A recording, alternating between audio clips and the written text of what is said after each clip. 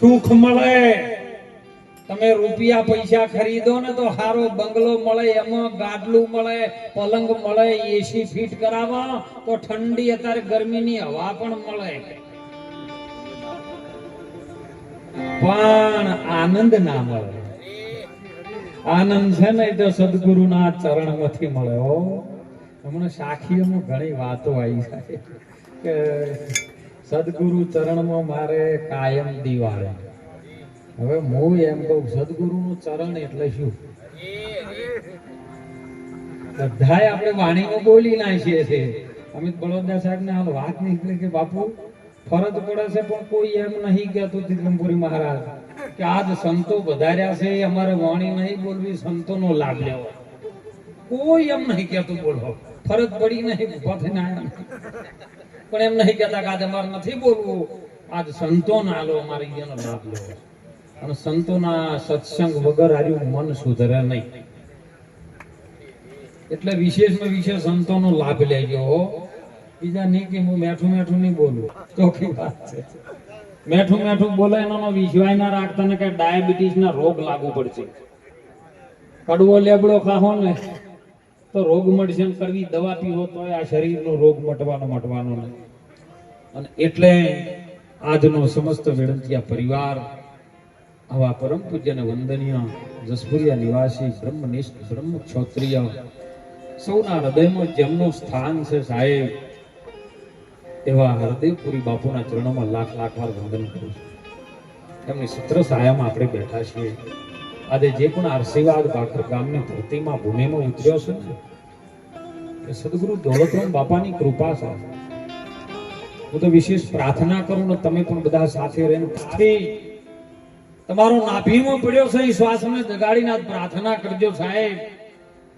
ભલે શરીર હાલ આપણી વચ્ચે નથી, એ એમના હાજર દવાખાના છે, હોસ્પિટલમાં છે, પણ આપણે બધા પૂર્ણ પ્રાર્થના કરીએ, ભગવાન દેવી દેવતાને પ્રાર્થના કરીએ કે એમના શરીરની અંદર સ્વાસ્થ્ય જલ્દી સુધરે અને ફરી પાછા આપણી વચ્ચે આવે, એવી આપણી પ્રાર્થના. કારણ કે એવા સંતોને આપણી ધરતીની અંદર જરૂર છે સાહેબ.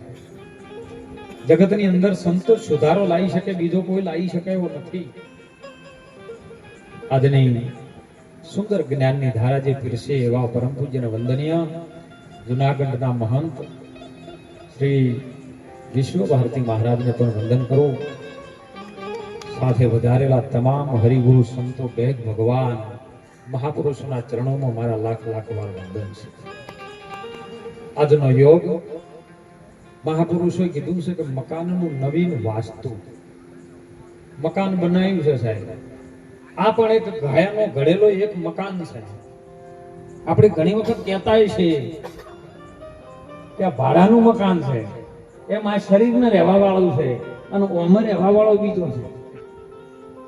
આ આપણા રહેવા માટેનું ભાડાનું મકાન છે ને આ શરીરને રહેવા માટેનું આવ્યું છે, પણ એમાં વાસ શું કર્યું છે? આજે તું વાસ કરે તો જ મેળ આવે કે નથી આવ્યો. અને ઈ જો હટી જાય ને તો મકાનનું કોઈ રણી ધણી નથી. અને એટલા માટે મહાપુરુષો સંતો જગાડી ગયા છે સાહેબ કે જતા જતા માનવ દેહ મળ્યો છે, લાખો જુગોથી ફરતો આયો, ભમતો આયો છે જીવ દુખિયારો, એને સદગુરુ વિના કોણ છોડાવે? મનને વળગ્યું છે ભ્રાંતિનું ભૂતડું, એને ગુરુ વિના કોણ છોડાવે? સદગુરુ મારું આવે પ્રેમ તણોમાં પાટ નખાવે, ઈ પાટની અંદર બે દોણા નાખે, વિવેકને વિચારના સાકીણી ડાકીણીનું ભૂત કઢાવે. સદગુરુ વિના તને આ જગતમાંથી કોણ છોડાવે? મનને વળગ્યું છે ભ્રાંતિનું ભૂત, એને સદગુરુ વિના કોણ છોડાવે? જ્ઞાન રૂપી મોય ડમર ડાક વગાડે, મારો સદગુરુ પાવળ બનાવે, પ્રેમનો રસ એવો ભૂકાવે અને મોયથી ભૂત કઢાવે. આ મનને વળગ્યું છે ભ્રાંતિનું ભૂત, એને સદગુરુ વિના કોણ છોડાવે? સદગુરુ વિના આ મનને જે ભૂત વળગ્યું છે વિષયોનું, એને કોઈ છોડાઈ શકે એવો નથી. અને જાતે આ જીવ છૂટી ગયા એવો નથી. કેમ કે જેમ જેમ છૂટવાનો ઉદ્યમ કરે એમ તો એ મારો જીવ બમણો બંધ થાય. આપ બળેથી છૂટે નહીં, એને કોઈ છોડાવે સદગુરુ રાય. જો કોઈ રૂપિયા વાળો ધીરુભાઈ અંબાણી કોકા કોલા વાળો કે પેપ્સી વાળો કે ટાટા બિરલા વાળો આમાંથી ન છોડાઈ શકે. અને ઈ કદાચ પૈસા ખરીદી તો એને ભજન પણ ન ખરીદી શકે સાહેબ. ભજન જો પૈસેથી ખરીદી શકાતું હોત ને તો મારા સાધુ સંતો સાહેબ તમે વિચાર કરજો, મહાપુરુષે તબકો આલ્યો, જનની જણતો ગુણવંત જન્મજે, મત જન્મજે તું ધનવાન, એક ગુણવંત ના ચરણે લાખો નમે ધનવાન. હે મહાપુરુષોની પરંપરા મુજબ સનાતન ધર્મની પ્રણાલિકા આવા સંતોની ભાઈરા છે. સંતોને લાખ લાખ વંદન છે સાહેબ. આપણે એને આશીર્વાદ ન આપી શકો પણ એના ચરણોમાં નમસ્કાર કરી આપણે એમના આશીર્વાદ લઈ શકો સાહેબ. બસ આજો ભાવ રાખવાનો. અને એટલે મહાપુરુષ જીવન જોબન રાજ ધન અવિચળ ના રહે કોઈ, એક ઘડી જો ચાલે સંતોના સંગમણ તો જીવનનું ફળ પોચો. જો મકરનું વાસ્તુ થાય ને એમાં કદાચ કથા થાય, સત્યનારાયણ ભગવાનની થાય, પણ તમે જોજો જેટલી જેટલી મોય કથાઓ કરે ને એ કથામાં કશું ના આવે. કઠિયારો આવે, ગરીબ બ્રાહ્મણ આવે. અનાદિકાળથી આ રીત ચાલ્યું કે એક ગરીબ બ્રાહ્મણ હતો. એટલે તમે જોવો તો ખરી આ સુધી જો ગરીબ બ્રાહ્મણ તો સંત સમાગમ ને હરિની કથા, બધી કથાઓ છે ભગવાનના નામની છે, પણ જો હરિની કથા કરે ને તો કોક સદગુરુ કરે ને એમાંથી આપણે છોડાવે. એવા સંતોના આશીર્વાદ, એવા સંતોને સેવજો સાહેબ, જેથી તેની અંદર હું કોણ છું અને હરિ કોણ છે એનો ઉપાય જડી જાય. હું કોણ અને હરિ કોણ ઉપાય શોધી લે એનો સદગુરુ જો પૂરા મળી જાય તો ઉકેલ પાડી દી તરત એનો. અરે તું હરી કે જુદા નહીં, એક નજર દો આંખે હે, એક શબ્દ દો કાન, ગુરુ ગોવિંદ દોનો એક હે, તું જા કે શકે તો જા. તમે કેમ જુદું પાડો? હરને હરિજન સંતો એક છે, અરે જેમ પોણી મોયલા પોણી રામ. હરને હરિજન સંતો એક છે, જુદા નથી હો, પણ એને તમે જુદા ન ધારો. જો કદાચ ગુરુ મહારાજની દ્રષ્ટિ આવે, સદગુરુ આવા સંતો આપણને દ્રષ્ટિ આપે તો દ્રષ્ટિમાં પછી એક દેખાયો, એક જાગીને જો તો પછી જગત દિશે નહીં. ઊંઘમાં પેલા અટપટા હેદ ભાષે સાહેબ એ ઊંઘમાં છો અને ઊંઘમાંથી જગાડવા માટે આ સંતો સાહેબ આયા છે. હે એ મોહ નિંદ્રમાંથી જાગેલો કદાચ સુતેલો જીવ જો કદાચ સદગુરુના શબ્દ જો એના શ્રવણ ઇન્દ્રિય જાય ને અને જો કદાચ એની સુરતા જાગે તો મહાપુરુષો કીધું છો બે લીટી વાંકીમાં, અરે સુતી રે જગાડી રે પાયો મારી સુરતા રે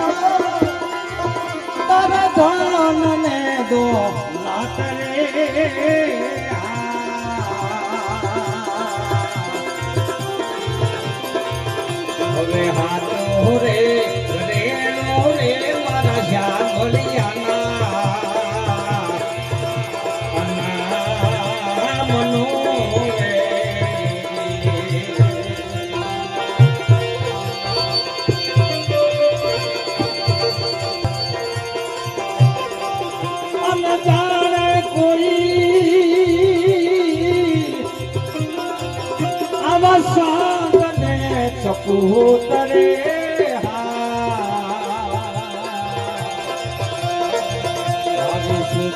રે ગાડી રે આ ગુરુએ મારી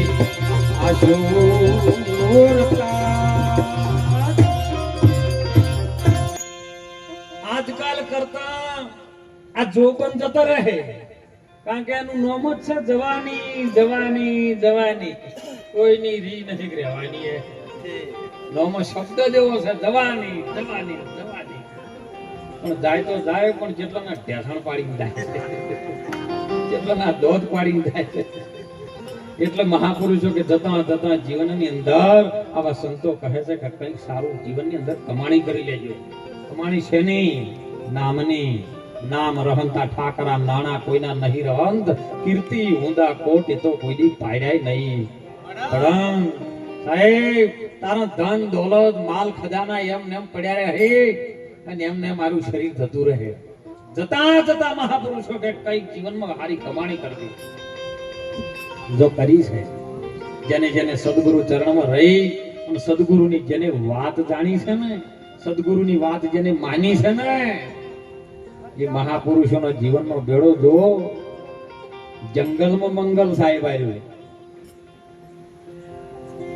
ઘણા વર્ષો પહેલા આવા મકાન બાપા જોવા ન મળતા, પણ આ તો આવા સંતોની કૃપા થઈ, ગુરુદેવની વાત માની ને એટલે તારે જો જંગલમાં મંગલ. કંઈક સારું થવાનું થાય ને એટલે તમે સંકેત આપે ગુરુ મહારાજ, અને ગુરુ મહારાજનો આશીર્વાદ મળી જાય ને એ તમને સપનામાં એની વાતનો ખ્યાલ ના હોય. કોઈ દિવસ મન કલ્પના ન કરી શકે એવું ગુરુ કરી નાખે છે. વાત હમણાં આવી હતી, ગુ નામ અંધકાર में રૂ નામ પ્રકાશ. જેનું જીવન ગુ નામ અંધકારમાં પડ્યું છે એનું જીવન કદાચ રૂ નામના પ્રકાશમાં ભળી જાય, પણ રૂ નામ પ્રકાશ એ સદગુરુ નથી. અંધારું અને અજવાળાની વચ્ચે જેનો પ્રગટ સ્વરૂપ છે અને લઈ જવા વાળો છે, મધ્યમાં બોલી રહ્યો છે, ઈ સદગુરુ છે. ઈ સદગુરુની શાન.